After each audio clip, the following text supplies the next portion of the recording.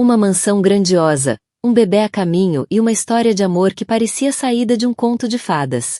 O milionário Julian Croft estava pronto para oferecer à sua esposa grávida, Helena, o chá de bebê do século. Os convites foram enviados, os serviços de catering contratados e as decorações feitas por encomenda encheram a sua casa luxuosa. Mas apenas 4 dias antes da festa, Helena desapareceu sem deixar rasto. Enquanto começava uma busca frenética, Julian tomou uma decisão arrepiante. A festa tinha de continuar. Ele ficaria de pé entre os balões em tons pastel e os convidados sorridentes a celebrar um bebê cuja mãe estava desaparecida, até que o som ensurdecedor das sirenes da polícia pôs fim à farsa de forma abrupta. O sol do fim da tarde de início de outubro lançava uma luz dourada, quase espessa, sobre os relvados cuidados da propriedade dos Croft em Greenwich, Connecticut. A casa não era apenas uma casa. Era uma afirmação. Uma mansão neoclássica imponente, de pedra clara e ardósia escura. Assentava em 20 hectares de terreno imaculado que descia até uma faixa privada do Long Island Sound.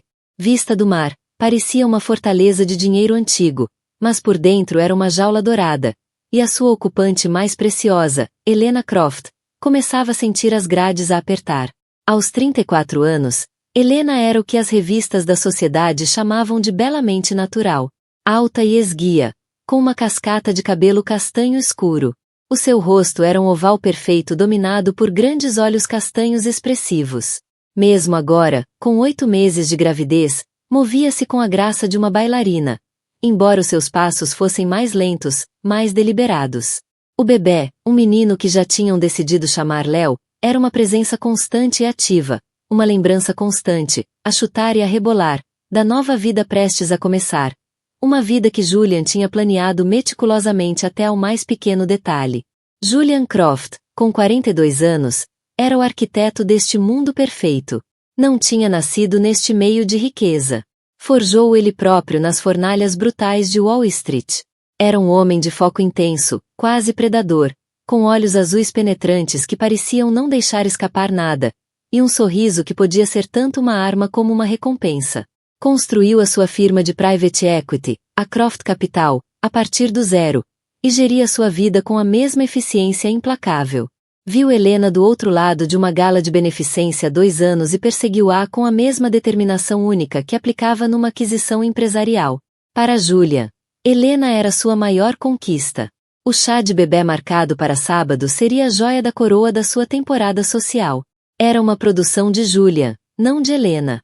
Ela queria algo pequeno, íntimo, com a irmã, algumas amigas próximas. Talvez um almoço tranquilo no restaurante preferido deles na cidade.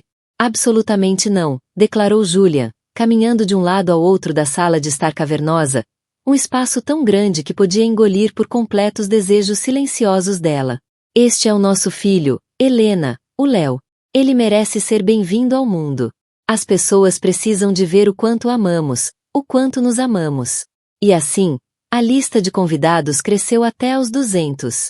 O tema era fantasioso, nasce uma estrela, com uma constelação de pequenas luzes cintilantes a serem penduradas nos antigos carvalhos do jardim. Um chefe com estrela Michelin de Manhattan estava a criar um menu exclusivo. As lembranças eram chocalhos de prata gravados por encomenda da Tiffany Com. Não era um chá de bebê. Era uma declaração de status, um espetáculo de sucesso. E estava a fazer a pele de Helena arrepiar. Naquela terça-feira, apenas 4 dias antes do evento, a casa era uma colmeia de atividade frenética. Floristas reuniam-se no átrio com os braços cheios de gipsofila e rosas brancas. Planeadores de eventos com iPads e auriculares moviam-se como generais a posicionar tropas. Helena estava no quarto do bebê, um espaço que Julia mandara decorar por um conceituado designer de interiores. As paredes eram de um azul suave e onírico, com um mural pintado à mão de um céu celeste. Um berço de bétula polida ocupava o centro, um trono silencioso à espera. Tudo era perfeito. Perfeito demais. Ela passou a mão sobre a madeira lisa e fria do berço, com os nós dos dedos brancos. Uma onda de ansiedade, aguda e gelada, invadiu-a a tornar-se um sentimento familiar nas últimas semanas. Um aperto no peito que nada tinha a ver com a posição do bebê. Sentia-se como uma atriz numa peça para a qual nunca tinha feito audição. A esposa amorosa, a mãe radiante, a anfitriã impecável. O seu telemóvel vibrou no bolso do vestido de cachemira para grávidas. Era sua irmã mais nova, Maria. Olá, tu. A voz de Maria era uma âncora reconfortante de normalidade. Só a ver como estás. A sobreviver à Operação Exagero? Helena soltou uma risada trêmula. Por um triz. O Julian está no seu elemento.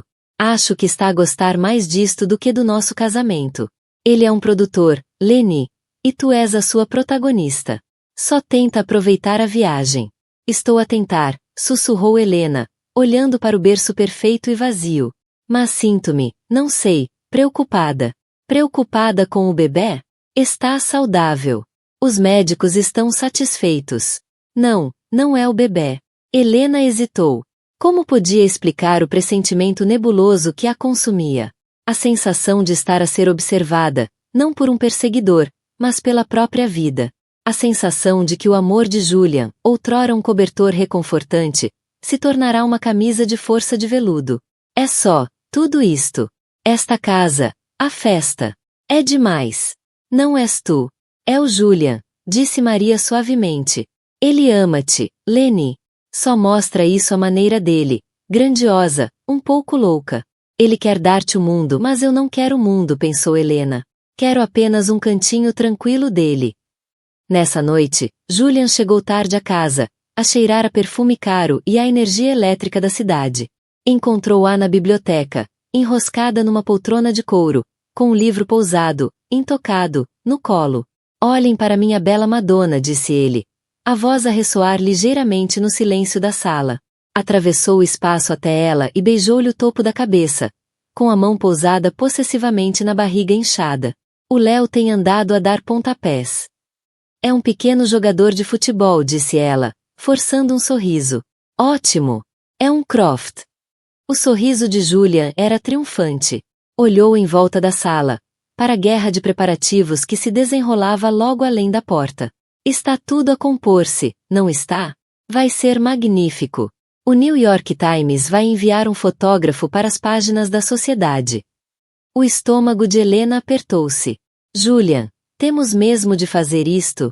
Tanta gente, tantas câmaras. O sorriso dele endureceu. Já falamos sobre isto, querida. É uma celebração, uma pública. Mostra força, estabilidade. É bom para os negócios e é bom para nós. Ajoelhou-se diante dela, pegando-lhe nas mãos.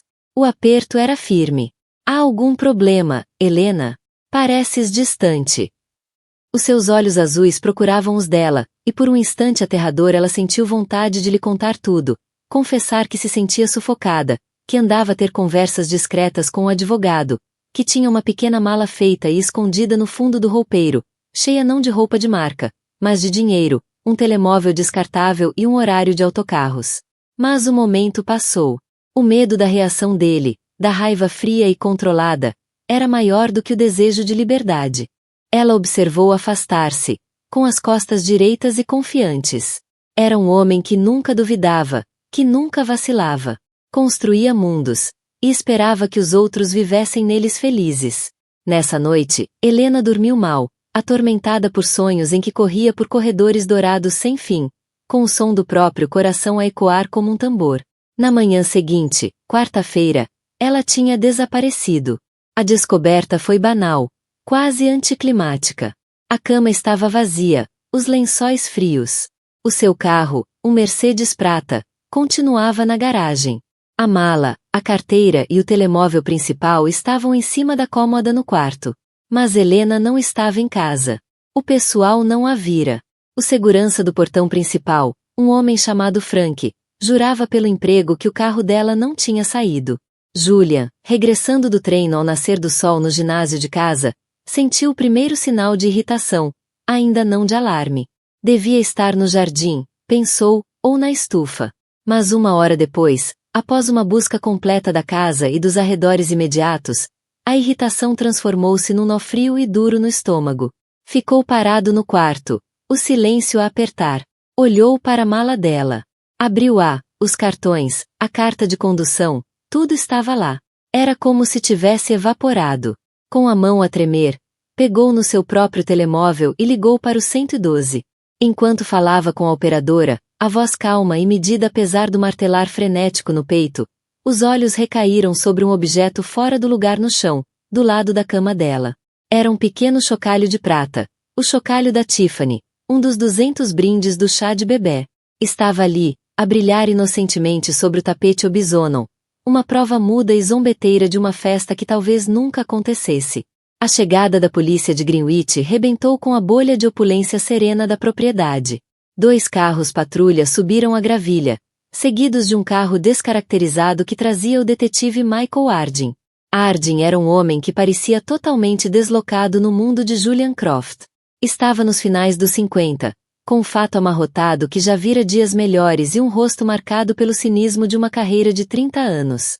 Tinha um modo lento e deliberado de se mover que escondia uma mente analítica e aguçada.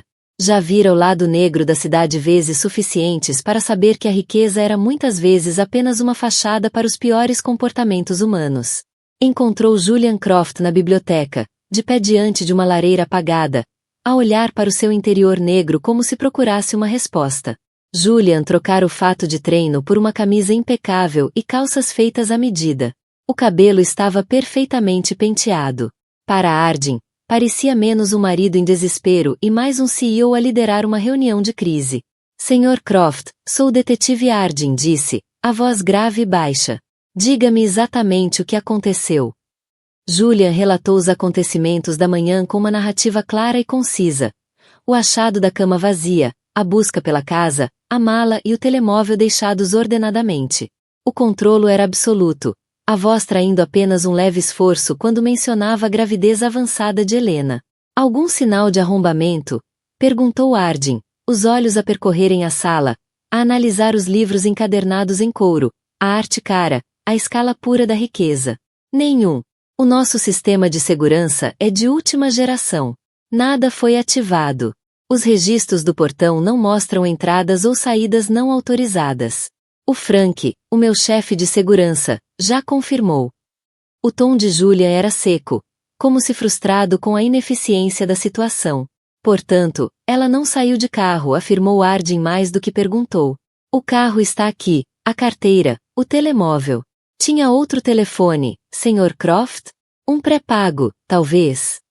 A cabeça de Julian ergueu-se. Os olhos, pela primeira vez, mostraram uma falha na compostura gelada. Um telefone pré-pago? Por que razão ela precisaria de um desses? Ardin apenas encolheu os ombros, deixando a pergunta no ar. Discutiram alguma tensão recentemente? Seja honesto comigo, senhor. Isso ajuda. Não, disse Julian depressa demais. Nós somos perfeitamente felizes. Estamos prestes a ter o nosso primeiro filho. Estávamos a preparar o chá de bebê. Fez um gesto vago na direção da porta e do caos dos preparativos interrompidos. Ardin dirigiu-se à grande janela virada para os jardins. A relva impecável estendia-se até as águas cinzento-ardósia do mar. Ela gostava de passear, às vezes, nos jardins. Mas está grávida de 8 meses, detetive. Não teria ido longe. E não sem o telemóvel. A busca inicial foi metódica e infrutífera. Agentes uniformizados espalharam-se pelos 20 hectares da propriedade, os seus uniformes azul escuro em contraste com o verde luxuriante. Revistaram os jardins cuidados, a casa da piscina, os campos de tênis, o anexo junto à água. Uma unidade marítima foi chamada para fazer uma inspeção breve à linha costeira. Cada armário da mansão foi aberto, cada divisão inspecionada. Era como se Helena Croft tivesse desaparecido no ar.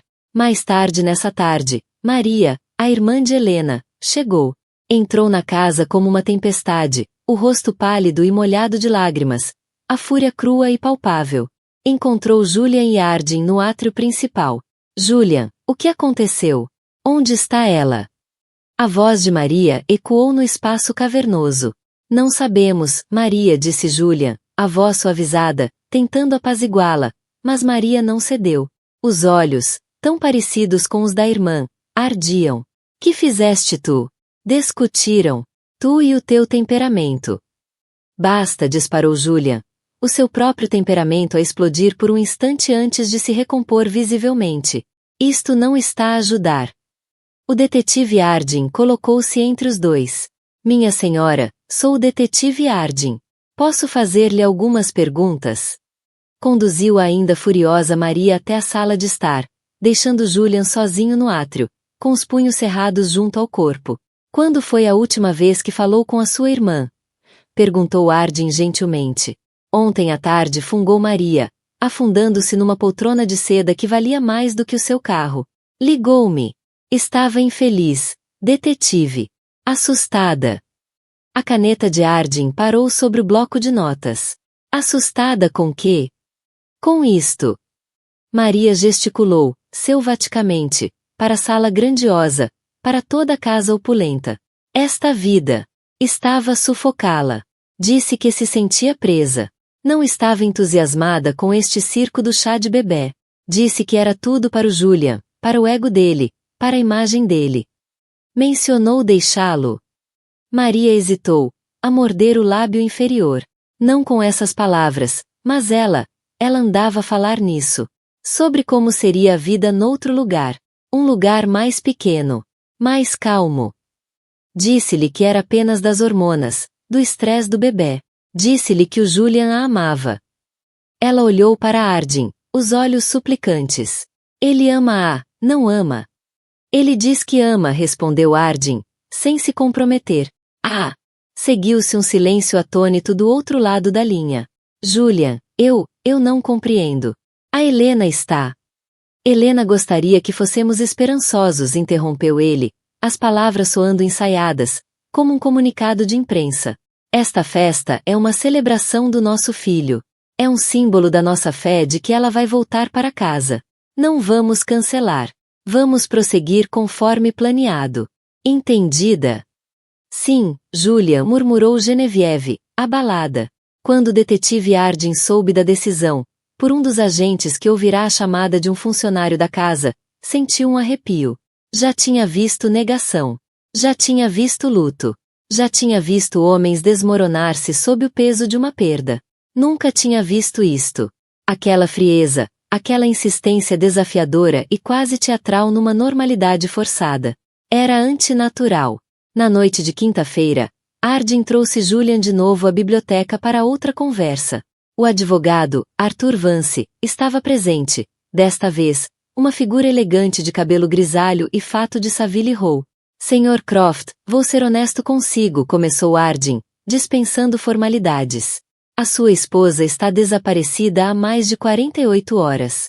É considerada uma pessoa desaparecida de alto risco. E o senhor está a avançar com um chá de bebê. É um ato de fé, detetive, disse Julian suavemente, olhando para o advogado. Vance acenou ligeiramente. Alguns podem ver isso de forma diferente, senhor, insistiu Hardin. Podem ver como algo insensível. Como se não estivesse preocupado. Estou para lá de preocupado, retrucou Julian, a voz a subir. Estou a viver um pesadelo. Mas não vou ceder ao desespero. Vou ficar ali, diante dos meus amigos e da minha família, e vou dizer-lhes que acredito que a minha mulher vai voltar para mim e para o nosso filho. Foi uma boa performance, polida, convincente. Mas Hardin era detetive há demasiado tempo para se deixar levar por boas performances. Observou os olhos de Julian. Estavam claros, desafiantes. Mas por baixo disso, Hardin viu outra coisa, não medo pela mulher, mas medo por si próprio. Mais tarde nessa noite, um dos técnicos forenses, que revistava cuidadosamente os pertences de Helena, encontrou algo. Escondido dentro de um livro na mesa de cabeceira, uma coletânea de poesia de Pablo Neruda, estava um recibo. Era de uma farmácia em Stanford, datado de 2 semanas antes. A compra era de um frasco de vitaminas pré-natais, algo normal. Mas por baixo, havia um segundo item, um teste de gravidez. Hardin ficou a olhar para o recibo. Por que razão uma mulher com 8 meses de gravidez, cujo quarto de bebê estava montado ao pormenor, compraria um novo teste de gravidez? Não fazia sentido. A não ser que tivesse uma razão para duvidar do que lhe tinham dito. A não ser que a imagem perfeita tivesse uma fenda a atravessar o alicerce. Pegou no telefone e ligou a um juiz que conhecia. Começava a achar que precisava de olhar muito mais de perto para a vida perfeita de Julian Croft. E tinha o pressentimento de que o ponto de partida seriam os registros médicos de Helena. Tinha um palpite de que o bebê, a razão de toda aquela festa luxuosa, estava no centro de todo este mistério. Sexta-feira amanheceu cinzenta e opressiva. Um frio úmido tinha vindo do mar, infiltrando-se até aos ossos da grandiosa propriedade. Para o público, a história da mulher do milionário desaparecida tornará-se uma obsessão nacional. Os canais de notícias por cabo passavam a sua imagem em repetição.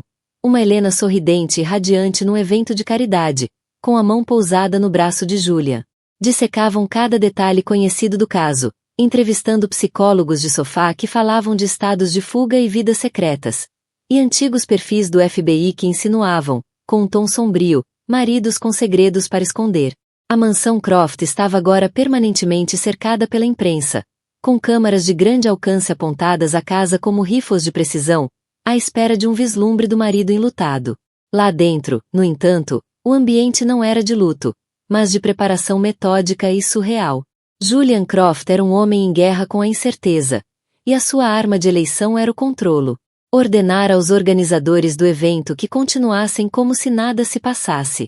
Os caminhões que chegavam não eram das equipas forenses da polícia, mas de empresas de catering, carregados com arranjos florais imensos e caixas de champanhe. Os empregados andavam de um lado para o outro, a polir pratas e a estender toalhas brancas imaculadas sobre dezenas de mesas dispostas sob uma tenda gigante no relvado. O contraste era grotesco. Uma busca por uma mulher desaparecida decorria a poucos metros de onde estavam a ser colocados os brindes da festa. A irmã de Helena, Maria, estava horrorizada. Ficará na casa, recusando-se a sair, um fantasma silencioso e acusador a assombrar os corredores dourados. Confrontou Julian na sala de jantar, onde ele provava vinhos com o sommelier. Estás doido? Sussurrou ela, a voz a tremer de raiva. Há cães da polícia a vasculhar os bosques onde a minha irmã pode estar ferida. E tu, estás a provar Chardonnay? Julian dispensou o sommelier com um gesto. Virou-se para Maria, o rosto uma máscara de paciência exausta. Maria, compreendo que isto seja difícil de entender, mas isto não é apenas uma festa. É uma mensagem. Para Helena, para quem quer que a tenha. É uma mensagem de que não estamos quebrados. Que estamos à espera. Que a vida dela está aqui, pronta para que ela volte a entrar nela. Isso é delirante, Julian. Ou pior, é uma encenação. A polícia pensa isso. Toda a gente pensa isso. Deixe-nos pensar o que quiserem, disse ele, a voz a cair para um sussurro intenso. Eu sei o que estou a fazer. Estou a lutar pela minha família da única forma que sei. Eu construo coisas. Maria. Não deixo que se desfaçam. A sua autoconfiança era assustadoramente absoluta. Maria olhou para este homem, o seu cunhado, e, pela primeira vez, sentiu um verdadeiro arrepio de medo. Não era apenas arrogância o que ela via, mas um distanciamento assustador da realidade, uma recusa em lidar com o horror da situação a um nível humano normal. O detetive Harding partilhava da sua avaliação. Estava a construir o seu próprio retrato de Julian Croft, e estava longe da imagem pública do marido devoto. A verificação de antecedentes preliminar revelara sussurros sobre uma reputação empresarial impiedosa, de aquisições hostis que deixavam pessoas arruinadas. Mais preocupantes eram os registros selados de um fim de relação turbulento com uma ex-namorada de longa data, uma mulher chamada Chloe Sanders, que assinará um acordo de confidencialidade bastante generoso. Depois veio a informação da farmácia. A compra do teste de gravidez era estranha, mas o que a equipa de Harding descobriu a seguir foi uma bomba. Seguindo um palpite, tinham requerido os registros da obstetra de Helena, a doutora Anjali Sharma. A médica mostrou-se inicialmente relutante em falar, citando confidencialidade médica, mas o mandado era irrefutável. Os registros confirmavam a gravidez de Helena, mas também revelavam que, na sua primeira consulta, Julian Croft não estivera presente. Mais significativamente, mostravam que Helena insistira num teste de ADN ao feto assim que fosse viável. Os resultados desse teste não constavam do processo. A doutora Sharma, questionada, Admitiu que os resultados tinham sido enviados diretamente para o e-mail pessoal de Helena, apenas 3 semanas antes. Um endereço que não era aquele ao qual Julian tinha acesso. Arden sentiu um choque de adrenalina. Era isto. A fissura na fundação. O motivo. Ela recebe uma quantia fixa por cada ano de casamento. Substancial. Mas, em caso de infidelidade da parte dela, não recebe nada. Marcos pareceu desconfortável. Foi ideia do advogado dele. Arthur Vance. É muito rigoroso. Infidelidade. A palavra pairava no ar. O teste de ADN secreto. O pré-nupcial com uma cláusula severa sobre traição. Uma narrativa começava a formar-se. E era feia. Arden imaginava a cena. Helena, suspeitando de algo, confirma que o bebê não é de Julian. Confronta-o. Ou talvez estivesse a planear deixá-lo, levando o filho consigo. Para um homem tão obcecado com a imagem e o controlo como Julian Croft, a humilhação pública seria catastrófica. Era um motivo poderoso para fazer desaparecer um problema. Na propriedade Croft, Julian estava alheio à teia que se apertava em seu redor. Estava no seu escritório, numa chamada de conferência, projetando uma aura de calma autoridade, quando um jovem agente da polícia bateu à porta. Senhor, o detetive Arden pediu-me para lhe entregar isto.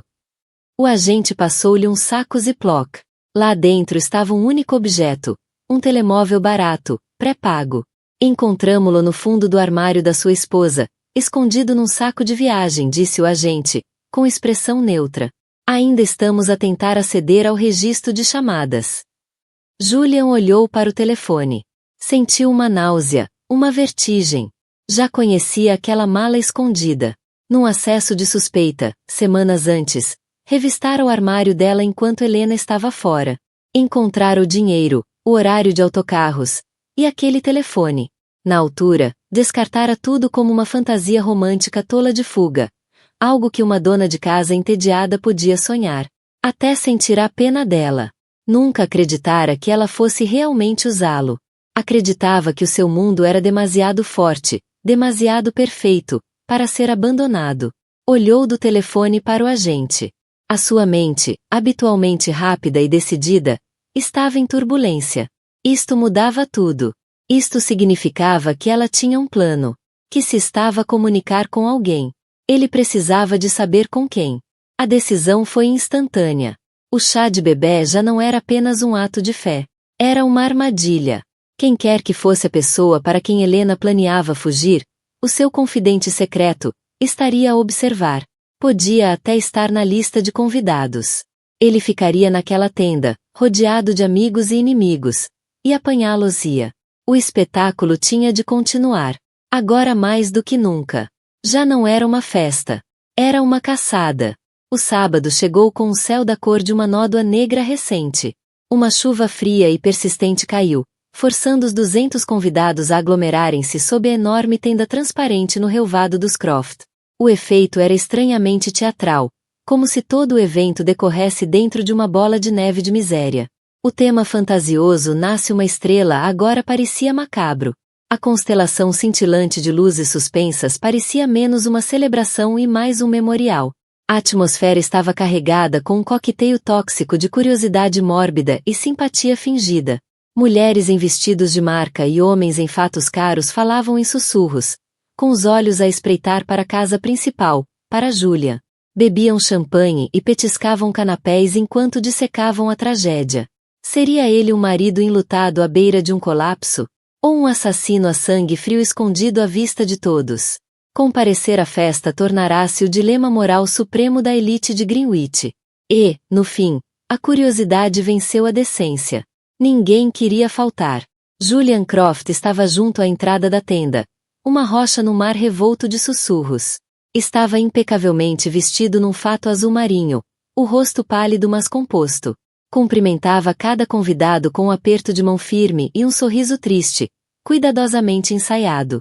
Obrigado por terem vindo, dizia, a voz baixa e estável. O vosso apoio significa tudo para nós. Estamos apenas a rezar para que ela entre por aquela porta a qualquer momento. Os seus olhos, no entanto, contavam outra história. Não procuravam Helena. Estavam a examinar. a analisar cada rosto. Era um predador à caça.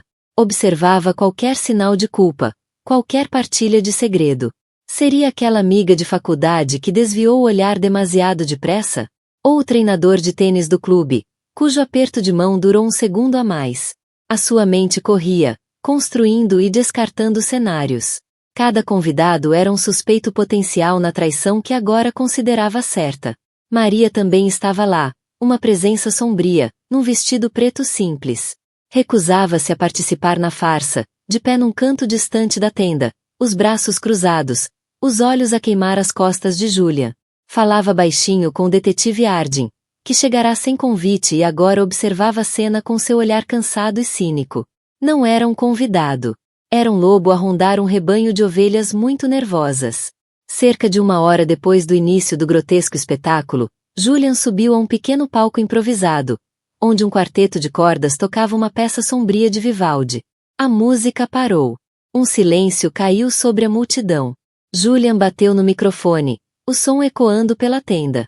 Obrigado a todos por estarem aqui, começou ele, a voz carregada de emoção fabricada. Sei que isto é invulgar, mas precisava de fazer isto. Pelo Léo. Pela Helena. Fez uma pausa, deixando o peso do nome assentar.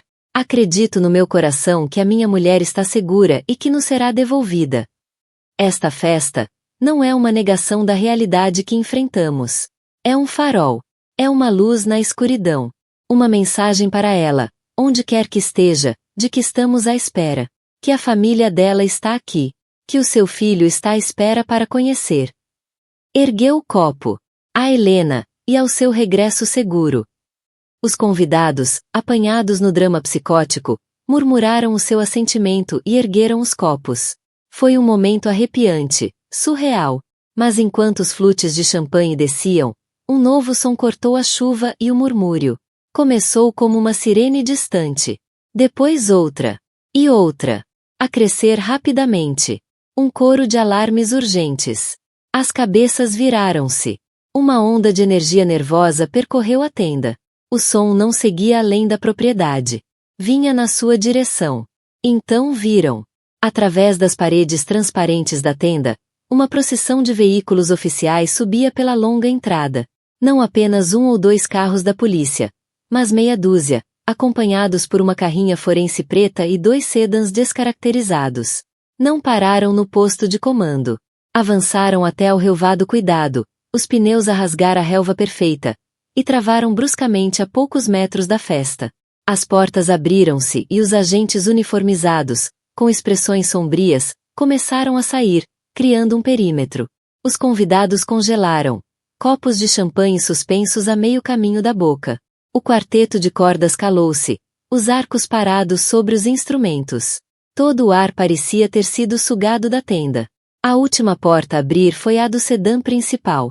O detetive Harding, que estivera com Maria, avançou agora em direção ao palco, passando pela multidão atônita. Já não era um observador passivo. Estava no comando. O senhor não avançou com esta festa por fé, Sr. Croft. Fez isto para marcar o início da contagem decrescente. 2 agentes uniformizados subiram ao palco, posicionando-se ao lado de um Julian atônito e sem palavras. O som do clique das algemas ecoou pela tenda silenciosa, mais definitivo e condenatório do que qualquer martelo de juiz, enquanto levavam, passando pelas faces horrorizadas dos convidados, pelas mesas cheias de comida intocada e brindes inúteis. Os olhos de Julian encontraram os de Maria. No olhar dela, não havia pena nem triunfo. Havia a frieza dura da verdade, a verdade que ele se recusará a aceitar. O seu mundo perfeito não tinha apenas rachado. Ele fora construído, desde o início, sobre uma fundação de mentiras. O espetáculo terminara. Irrevogavelmente. A prisão de Julian Croft incendiou uma tempestade mediática sem precedentes. A imagem do milionário algemado a ser levado do seu próprio chá de bebê macabro estampava-se em todos os noticiários do país. A narrativa, que fora um mistério trágico, cristalizara-se num enredo simples e sórdido. Um marido ganancioso e controlador que assassinou a esposa grávida por um seguro milionário. Julian Croft deixará de ser apenas suspeito. No tribunal da opinião pública, já estava condenado. Foi levado para a esquadra de Greenwich e colocado numa sala de interrogatório austera e sem janelas. O fato caro parecia agora ridiculamente deslocado. A confiança desaparecera, substituída por uma energia frenética e desesperada. O seu poderoso advogado, Arthur Vance, estava ao seu lado, mas até o formidável jurista parecia abalado. Isto é um erro. Um erro catastrófico, repetia Julian, a voz rouca. O seguro de vida era apenas planeamento patrimonial. Arthur, diz-lhes. Recomendamos que o Julian assegurasse os seus bens e planeasse o futuro da sua família, disse Vance Harding, o tom suave e ensaiado. É o que qualquer homem responsável, com os recursos dele, faria. Não prova nada. O detetive Harding estava sentado do outro lado da mesa, recostado, sem se impressionar. Deixou o silêncio estender-se antes de falar. O que isso prova, Sr. Croft, é que o senhor tinha 25 milhões de razões para querer a sua esposa fora do caminho. Junte isso a um pré-nupcial que o deixaria financeiramente exposto se ela o deixasse por outro homem, algo que claramente suspeitava, e começa a formar-se um quadro. Não havia outro homem, insistiu Julian, batendo com a mão na mesa metálica. É isso que tenho tentado descobrir. E o teste de ADN? Perguntou Harding em tom baixo. Julian e o seu advogado trocaram um olhar. Que teste de ADN? Perguntou Vance, a voz cortante. Harding sorriu levemente. Era o sorriso de um predador. Aquele que a sua esposa pediu para o bebê, Julian. Aquele cujos resultados foram enviados para a conta de e-mail secreta dela. Uma conta que a nossa equipa forense está neste momento a abrir como uma lata de sardinhas. Quer dizer-me o que acha que vamos encontrar lá? O rosto de Julian empalideceu. O sangue esvaiu-se da sua face, deixando-lhe a pele como pergaminho. Ele não fazia ideia de que Helena tinha feito um teste de ADN. A revelação atingiu-o como um murro físico. O telemóvel escondido e o dinheiro eram uma coisa. Mas isto era uma traição de uma magnitude totalmente diferente. Isto significava que ela não apenas planeava deixá-lo, ela andava a reunir provas contra ele. Mas para quê? A cláusula de infidelidade no pré-nupcial funcionava para os dois lados. Ele deixou-se cair na cadeira, a luta a desaparecer-lhe do corpo. Eu não sabia, murmurou, mais para si mesmo do que para o detetive. Ela achava que o bebê não era meu. A ideia era tão absurda, tão inconcebível, que nunca lhe passará pela cabeça. Ele era Julian Croft. A ideia de que a sua mulher pudesse ser-lhe infiel era uma violação da ordem natural do seu mundo. Enquanto Julian era formalmente acusado, a polícia e os mídia destruíam a sua vida. A busca na casa, agora cena oficial de crime, revelou mais provas incriminatórias. No cofre do escritório de Julian, por trás de dossiês da Croft Capital, encontraram um dossiê. Era um relatório de um investigador privado sobre Helena, datado de 6 meses antes. Detalhava os seus movimentos diários, chamadas, encontros. Julian andava a espiar a própria esposa. Mas a descoberta mais incriminatória veio das finanças. Embora Croft Capital fosse, de facto, bem-sucedida, as finanças pessoais de Julian eram um castelo de cartas. Tinha se endividado até ao limite, hipotecando seus bens para financiar investimentos privados cada vez mais arriscados, todos falhados. Andava a movimentar dinheiro entre contas, tentando desesperadamente esconder a verdade. Estava à beira da falência pessoal. O seguro de 25 milhões não era planeamento. Era um salva-vidas de que precisava urgentemente. A narrativa pública do titã rico de Wall Street era apenas mais uma parte da fachada. As revelações não paravam. Cada uma era mais um prego no caixão de Julian. A ex-namorada, Chloe Sanders, quebrou o acordo de confidencialidade, movida por sede de justiça, fama, ou ambas, e apareceu na televisão nacional. Pintou um retrato de Julian como um parceiro patologicamente controlador e emocionalmente abusivo, um homem obcecado com a imagem e capaz de acessos de fúria aterradora sempre que o seu mundo perfeito era ameaçado. No meio deste circo mediático, surgiu uma nova peça crítica do puzzle, não da polícia, mas de Maria. Consumida pela culpa e pela dor, revia os pertences da irmã, guardados no seu pequeno apartamento na cidade. Escondido numa caixa com anuários antigos da faculdade, encontrou um pequeno diário encadernado em pele. Com mãos a tremer, Maria abriu-o. Era da Helena. As entradas eram esporádicas, escritas com a sua caligrafia elegante e fluida. As primeiras páginas estavam cheias de esperança e amor por Julian. Mas com o passar dos meses, o tom escurecia. Tornava-se mais temeroso. 5 de outubro, lia-se numa entrada. Julian estava furioso hoje. Mencionei querer voltar a ser voluntária na clínica. Disse que era indigno de mim, indigno da senhora Julian Croft. Não gritou. Foi pior. A voz ficou fria. Disse que o meu único papel agora era carregar o filho dele. Sinto-me uma incubadora num vestido de marca. As últimas entradas eram arrepiantes. 12 de novembro. Vi-o de novo hoje, por acaso, na cafetaria. O meu coração quase parou. Olhou-me como se eu fosse invisível. Ou talvez não me tenha reconhecido. Faz tanto tempo. Tive de sair a correr. Estava a tremer tanto. Julian nunca pode descobrir. 15 de novembro. Tenho de saber com certeza. Não posso viver assim. Não posso trazer uma criança ao mundo com esta mentira pendurada sobre nós. Pedi o teste. Deus me ajude. A última entrada datava da segunda-feira antes do desaparecimento. Os resultados chegaram. Tinha razão. Oh, Deus! Tinha razão. Não é do Julian. É dele. Como é possível? O que vou fazer? Tenho de fugir. Tenho de desaparecer antes que o Julian descubra.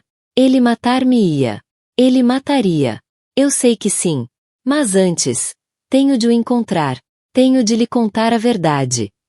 Maria ficou a olhar para a página, o sangue a gelar-lhe nas veias. Dele. O diário não dizia quem ele era. O pronome pairava ali, um fantasma na narrativa. Helena não estava a fugir de um novo amante. Estava a correr para alguém do passado. Alguém que era o verdadeiro pai do seu bebê. Alguém de quem tinha medo, mas que desesperava por encontrar. E o mais aterrador, o facto de o bebê não ser de Julian não o ilibava. Na verdade, fazia o oposto. Dava-lhe aquilo que faltava à sua defesa. Um motivo para Helena fugir. Mas também lhe dava um motivo ainda mais forte para matá-la do que o dinheiro do seguro. Para um homem como Julian Croft, a humilhação suprema não seria perder a fortuna. Seria o mundo descobrir que a sua esposa carregava o filho de outro homem. Seu herdeiro. O seu legado era uma mentira. Maria sabia, com uma certeza que lhe gelava o sangue, que tinha de entregar o diário à polícia. Mas também sabia que a identidade daquele misterioso ele era a verdadeira chave. Quem era este homem do passado da Helena? E ele sabia que estava prestes a tornar-se pai? O mistério sobre onde Helena tinha ido acabava de ser eclipsado por uma pergunta muito mais sombria. Para quem é que ela estava a fugir? E seria esse alguém um salvador, ou um monstro? O diário da Helena mudava tudo. Enquanto o procurador do distrito se mostrava confiante no caso contra Julia, o detetive Harding não conseguia afastar da cabeça a ponta solta. O misterioso ele do passado da Helena. A narrativa já não era simplesmente o caso de uma mulher a fugir de um marido assassino. Era infinitamente mais complexa. Ela estava a correr para o pai secreto do seu filho, uma figura desconhecida e potencialmente perigosa. A equipa forense da polícia redobrou os esforços, mas o homem era um fantasma. Não havia qualquer rastro dele na vida digital da Helena. A descoberta surgiu de uma análise meticulosa das gravações de segurança da propriedade Croft. Harding descobriu uma anomalia. Durante 6 semanas, um serviço de transporte deixará um passageiro, identificado apenas como Miller, no estúdio privado de arte de Helena. As visitas cessaram abruptamente há 3 semanas, precisamente quando Helena teria recebido os resultados do teste de ADN. O nome era um beco sem saída, e o passageiro pagava em dinheiro. Mas cometeu um erro. Uma câmara de segurança captou um perfil parcial do seu rosto. Após a comparação com bases de dados de reconhecimento facial, surgiu uma correspondência. Michael Novak. O nome parecia irrelevante, até que puxaram o seu registro. Novak era o namorado de liceu da Helena, o rapaz do lado errado da cidade. Mais importante ainda, um registro fiscal antigo mostrava que ele trabalhará numa empresa de segurança privada que fora subcontratada para proteger a propriedade dos Croft. O fantasma estivera a esconder-se à vista de todos. Uma rusga a última morada conhecida de Novak, em Bridgeport, encontrou o apartamento vazio. Mas, em cima de uma mesa, havia um mapa com rotas de autocarro até a fronteira com o Canadá, e alguns artigos de bebê espalhados. Ele não estava apenas a fugir. Estava preparado para um recém-nascido. O alerta Amber por Helena foi imediatamente alargado para incluir o seu filho, Léo. A busca por um corpo transformou-se numa corrida frenética para encontrar uma mãe e um bebê vivos. Na cela, a notícia da verdadeira paternidade do bebê destruiu Julian Croft. Os seus bens estavam congelados, a reputação arruinada. Mas nada disso se comparava à humilhação suprema. O seu legado era uma farsa. O advogado tentou inverter a narrativa, sugerindo que havia dúvida razoável. Mas Julian já não pensava em estratégia legal. A sua mente estava fixada num único objetivo obsessivo: vingança. Usando seu único telefonema, contactou seu leal CO, Marcus Thorne. A conversa foi breve. As instruções, frias e claras. Encontra o Michael Novak. Usa o que for preciso. Qualquer recurso. Qualquer valor. O exército privado de Julian Croft estava em campo. Uma tensa perseguição em duas frentes convergia para a vastidão da Nova Inglaterra. A busca oficial da polícia competia com a rede de investigadores privados de Julian. A pista surgiu 3 dias depois, de um frentista de uma estação de serviço numa vila adormecida no Vermont, perto da fronteira canadiana. Ele relatou um homem de aspecto paranoico, parecido com Novak, que comprará gasolina e leite em pó com uma nota amarrotada de $100. Ambas as equipas correram para a área. Através de escutas policiais, os investigadores de Julian chegaram primeiro. Encontraram a velha carrinha de Novak abandonada numa estrada florestal remota. Seguindo um trilho tênue pelos bosques, encontraram uma velha cabana de caça. Arrombaram a porta e depararam-se com um cenário chocante. Helena Croft estava viva. Estava encolhida sobre um colchão sujo, magra e pálida, a apertar um bebê minúsculo contra o peito.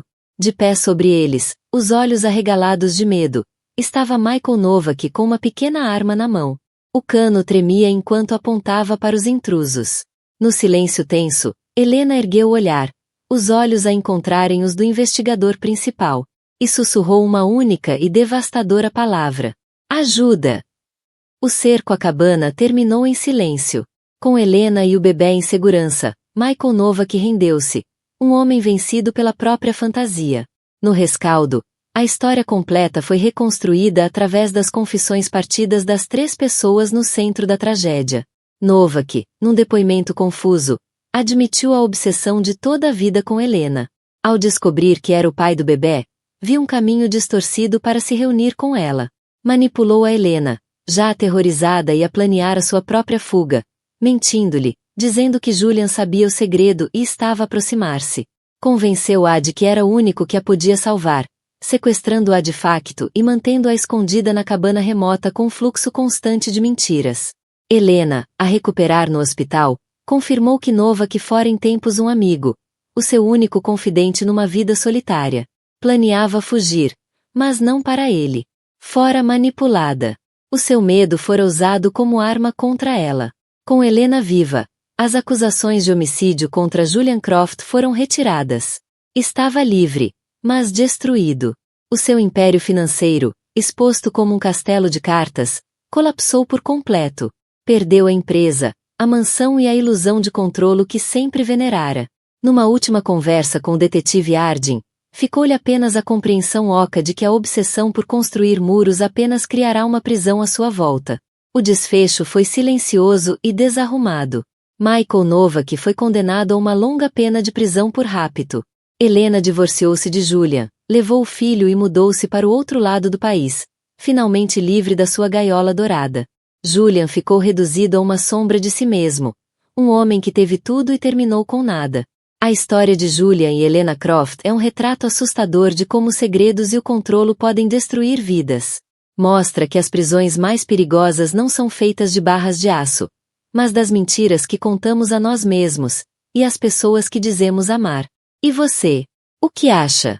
Julian foi uma vítima no fim, ou criou as condições para sua própria queda? Deixe a sua opinião nos comentários abaixo. Se ficou fascinado por este drama real e inacreditável, dê um gosto neste vídeo, partilhe com alguém que adore um bom mistério e não se esqueça de se inscrever no nosso canal e ativar o sino de notificações. Todas as semanas desvendamos as histórias mais chocantes, e você não vai querer perder o que vem aí.